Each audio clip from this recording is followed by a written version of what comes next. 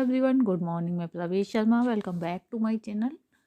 आज का हमारा टॉपिक है प्रथम भाषा का महत्व, इम्पोर्टेंस ऑफ फर्स्ट लैंग्वेज।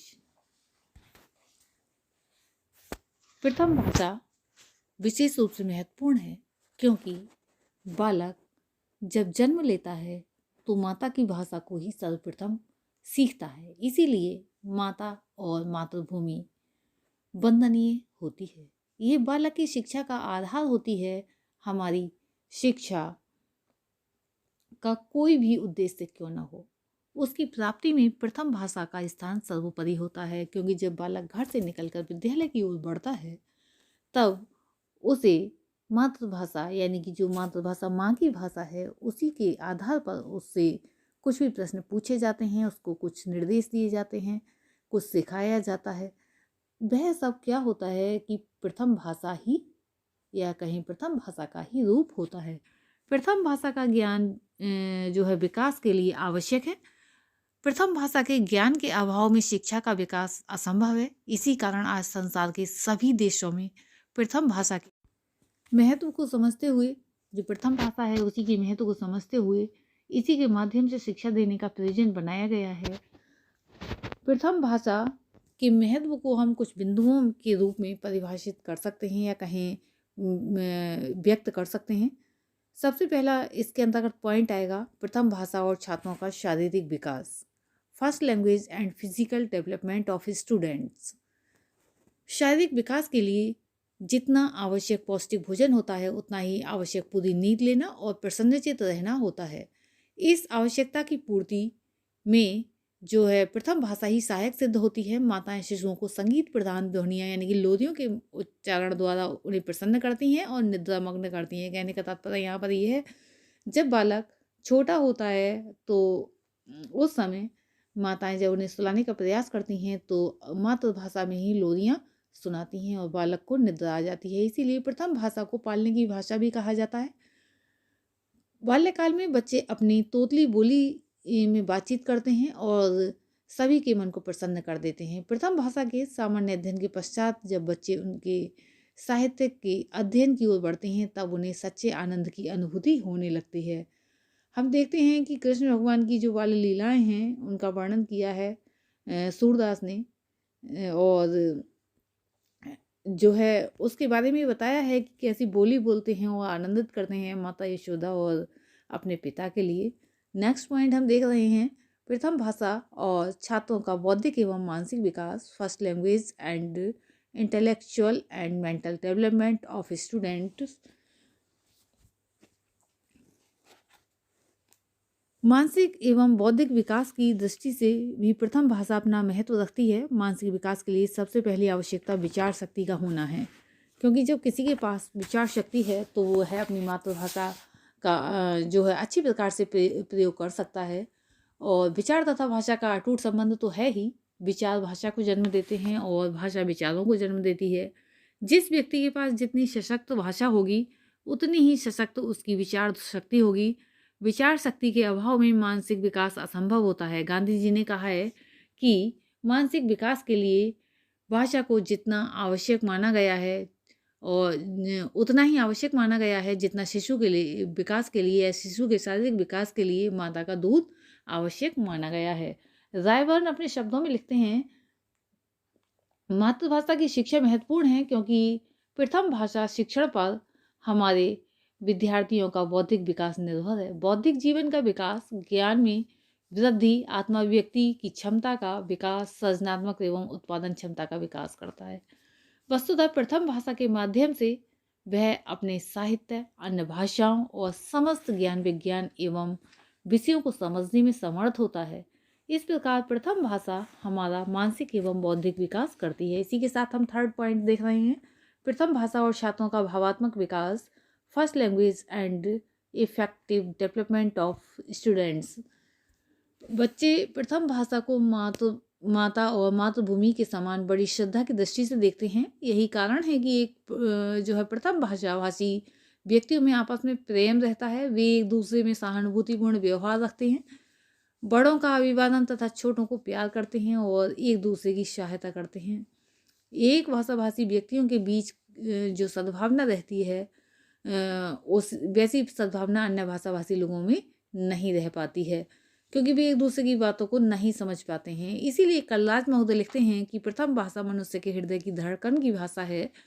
और रायवर्न महोदय लिखते हैं कि प्रथम भाषा एक ओर तो ज्ञान, प्रसन्नता एवं आनंद का स्रोत है, भावनाओं और रुचियों की पथ प्रदर्शक है, तो दूसरी ओर ईश्वर प्रदत्त सर्वश्रेष्ठ शक्ति के प्रयोग का साधन है। अतः प्रथम भाषा भावात्मक विकास तथा एकता उत्पन्न एवं विकसित करने में सहायता करती है।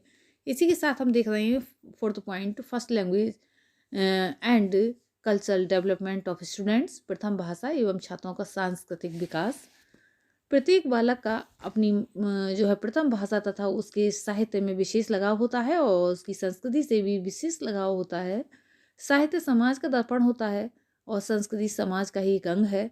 प्रथम भाषा में लिखित साहित्य वास्तव में जातीय, संस्कृति, सभ्यता और रीति रिवाजों का प्रतिनिधित्व करता है। प्रथम भाषा में हमारी संस्कृति का इतिहास निहित रहता है। उसके पश्चात हम अपने विचार, अपने कहें परिवार, जाति, देश और समभाषा भाषियों से एक सूत्र में बंध जाते हैं। जाकिर हुसैन की रिपोर्ट में लिखा गया है कि प्रथम भाषा को बालकों को अपने पूर्वजों के विचारों, भावों तथा महत्वाकांक्षाओं की समृद्ध धाती से परिचित कराने का सर्वोत्तम साधन है। वास्तव में मनुष्य के सांस्कृतिक विकास के दो मूल आधार हैं, एक लोक जीवन और दूसरे उसकी प्रथम भाषा का साहित्य। नेक्स्ट पॉइंट हम देख रहे हैं प्रथम भाषा और छात्रों का सामाजिक विकास। प्रथम भाषा बालक को सामाजिक स्वरूप प्रदान करती है। बालक प्रथम भाषा में ही बोलना, लिखना, तर्क करना, भाषण देना आदि सीखता है। वह अपने विचारों एवं भावों की अभिव्यक्ति जितनी प्रभावोत्पादकता के साथ करेगा, समाज में उसकी स्थिति उतनी ही दृढ़ होगी। मनुष्य को समाज के रूप में संगठित और विकसित करने का सर्वोत्तम श्रेय प्रथम भाषा को ही है। कोठारी आयोग ने कई राष्ट्रीय लक्ष्यों में से एक लक्ष्य सामाजिक एकता प्राप्त करना भी बताया है। प्रथम भाषा के सफल शिक्षण में सामाजिक एकता को प्राप्त किया जा सकता है। विचारों में प्रवणता, विचार विनिमय और संपर्क से जो है आती है। विचार विनिमय का सबसे अच्छा साधन प्रथम भाषा ही हो सकती है। इस प्रकार भाषा सामाजिक एकता में सहायक है। नेक्स्ट पॉइंट हम देख रहे हैं प्रथम भाषा और छात्रों का नैतिक एवं चारित्रिक विकास, first language and moral and character development of students. हम इसे अच्छी प्रकार से जानते हैं कि चरित्र बहुत बड़ा कहें बहुत बड़ी चीज़ है। चरित्र को बनाना और नैतिकता को लाना, इससे जीवन अच्छा बनता है। हम सभी भली भांति प्रकार जानते हैं कि बच्चों पर प्रारंभिक जीवन में के पड़े संस्कार एवं विचार अमिट छाप छोड़ते हैं और वे ही उसके चरित्र का निर्माण करते हैं। बच्चों के नैतिक विकास में परिवार एवं उसके सदस्यों का विशेष हाथ रहता है। यदि माताएं बच्चों को रोचक और नैतिक कहानियाँ सुनाती हैं तो आगे चलकर बच्चे प्रथम भाषा की पुस्तकों में भी इसी प्रकार की कहानियाँ, नाटक, लेख और कविताएं पढ़ते हैं। यदि घर के सदस्य उन्हें अच्छे कैरेक्टर के बारे में नहीं बताते हैं और जैसा व्यवहार करते हैं, बालक भी वैसा ही सीखते हैं। प्रथम भाषा के माध्यम से हम सामाजिक जीवन की परंपराओं, रीति रिवाजों, आचार तथा मानवीय संबंधों का ज्ञान प्राप्त करते हैं, जिसका प्रभाव बालक के चरित्र पर अवश्य पड़ता है। इस प्रकार प्रथम भाषा और उसके साहित्य के अध्ययन से छात्रों का चारित्रिक एवं नैतिक विकास होता है। और ये कहा भी गया है कि धन आता है, चला जाता है और नष्ट हो जाने पर फिर आ जाता है, लेकिन चरित्र जब एक बार नष्ट हो जाता है तो वह फिर से लौटकर नहीं आता है। नेक्स्ट पॉइंट हम देखेंगे। नेक्स्ट पॉइंट में है प्रथम भाषा शिक्षा प्रदान करने का सर्वोत्तम साधन। प्रथम भाषा विचार विनिमय का सर्वोत्तम साधन है, इसीलिए शिक्षा प्रदान करने का भी सर्वोत्तम साधन है। अतएव अन्य विषयों की भांति एक विषय मात्र नहीं है, वरन एक आधारभूत साधन है जिसके अध्ययन एवं अध्यापन पर संपूर्ण शिक्षा अवलंबित है। सैमसन महोदय के अनुसार स्पष्ट शब्दों में ये साधारण अर्थ में अंग्रेजी यानी कि प्रथम भाषा कहें, अंग्रेजी भी हो सकती है, हिंदी भी हो सकती है, शिक्षण विषय है, विषय है ही नहीं तो यहाँ पर अंग्रेजी की बात कही है कि स्पष्ट शब्दों में एक साधारण अर्थ में अंग्रेजी प्रथम भाषा शिक्षण विषय नहीं है या फिर है ही नहीं, वह तो स्कूली जीवन का आधार है। इसे शिक्षण विषय कहने की अपेक्षा जीवन का अनिवार्य आधार ही कहना चाहिए। वस्तुतः मातृभाषा का महत्व इसके एक आधारभूत विषय के रूप में तो है ही, लेकिन शिक्षा के माध्यम में ही इसका महत्व बहुत अधिक है। प्रथम भाषा के माध्यम के प्रश्न पर एनी बेसेंट ने लिखा था, प्रथम भाषा द्वारा शिक्षा के अभाव में भारत को निश्चय ही विश्व के अन्य देशों में अत्यंत अज्ञानी बना दिया है।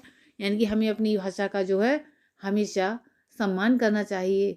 रविंद्रनाथ टैगोर 1905 ने कहा था कि जब तक प्रथम भाषा को उच्च शिक्षा का माध्यम नहीं बनाया जाएगा तब तक पाठ्य पुस्तकें कैसे लिखी जाएंगी, नई शब्दावली कैसे बनेगी। भाषा का विकास उसके प्रयोग से होता है। अगर प्रयोग करना ही बंद कर दिया जाए तो वह लुप्तप्राय होने ही लगती है। नेक्स्ट पॉइंट में हम देख रहे हैं प्रथम भाषा अभिव्यक्ति का माध्यम। संकुचित अर्थ में प्रथम भाषा कही जाने वाली भाषा को बच्चा जन्म के कुछ दिन पश्चात ही सीखने लगता है और जैसे जैसे उसके अंग और प्रत्यंग सुदृढ़ होते हैं और जो है उसकी ज्ञानेंद्रियां क्रियाशील होती हैं, तैसे तैसे वह स्वर यंत्र द्वारा अपने माता पिता, भाई बहन तथा संपर्क में आने वाले अन्य व्यक्तियों की भाषा का अनुकरण करने के सीख लेता है। आवृत्ति द्वारा उसका ये भाषा ज्ञान स्पष्ट एवं सुदृढ़ हो जाता है। माता और मातृभूमि के समान इस भाषा पर बच्चे का जन्म सिद्ध अधिकार होता है। प्रथम भाषा के माध्यम से ही उसका सामाजिकरण होता है तथा वह अपने समाज में सभ्यता एवं संस्कृति से परिचित होता है। बच्चे के विचार उसकी प्रथम भाषा में उठते और पनपते और समाप्त होते हैं, अतः वह आसानी से सीख लेता है और उसमें अधिक ज्ञान ग्रहण करता है। नेक्स्ट पॉइंट में हम देख रहे हैं प्रथम भाषा के साहित्य के अध्ययन से आनंद की प्राप्ति। प्रथम भाषा का जब अध्ययन करता है बालक तो उसे आनंद की प्राप्ति होती है और खेल खेल में बहुत कुछ सीख भी लेता है। नेक्स्ट पॉइंट में हम देख रहे हैं इस संबंध में रायवर्न महोदय का जो रायवर्न महोदय ने लिखा है कि प्रथम भाषा एक साथ ही एक उपकरण, औजार, आनंद, प्रसन्नता एवं ज्ञान का स्रोत, रुचियों एवं अनुभूतियों की निर्देशक और विधाता द्वारा मनुष्य को दी हुई उस सर्वोत्तम शक्ति के प्रयोग का साधन है जिसके आधार पर हम उसके निकटतम पहुंच सकते हैं। नेक्स्ट पॉइंट में हम देख रहे हैं प्रथम भाषा और छात्रों में आदर्श नागरिकता के गुणों का विकास। प्रथम भाषा के द्वारा ही आदर्श नागरिकता के गुणों का छात्रों में विकास होता है। इस संबंध में माइकल वेस्ट ने लिखा है कि भाषा ही वह तत्व है जिसमें हमारी आत्मा का गठन होता है। भाषा का महत्व केवल बौद्धिक विकास में नहीं है अपितु चारित्रिक विकास में भी है, जिसके फलस्वरूप देश का प्रत्येक नागरिक अच्छे गुणों से युक्त हो सकता है। नेक्स्ट पॉइंट है प्रथम भाषा और छात्रों की सृजनात्मक क्षमता का विकास। प्रथम भाषा पर धीरे धीरे अधिकार कर लेने के पश्चात प्रथम भाषा के साहित्य में पर्याप्त प्रेरणा प्राप्त कर लेने के पश्चात छात्र प्रथम भाषा में अपनी इस क्षमता के आधार पर कविताएं, कहानियां, उपन्यास, लघु क्रियाएं, कथाएं एवं लेख आदि लिखने लगते हैं। इस प्रकार आत्माभिव्यक्ति का अवसर मिलने से छात्रों की सृजनात्मक प्रतिभा का विकास होता है। नेक्स्ट पॉइंट है प्रथम भाषा और ज्ञान का प्रसारण एवं संरक्षण। संचित ज्ञान एवं उपलब्धियों की जानकारी तथा उसके प्रसारण एवं संरक्षण में प्रथम भाषा का विशेष महत्व है। प्रथम भाषा के शिक्षण से जहाँ ज्ञान एवं उपलब्धियों का पीढ़ी दर पीढ़ी प्रसार होगा, वहीं आगामी पीढ़ियों के लिए उसके संचय और संरक्षण में भी सहायता मिलती है।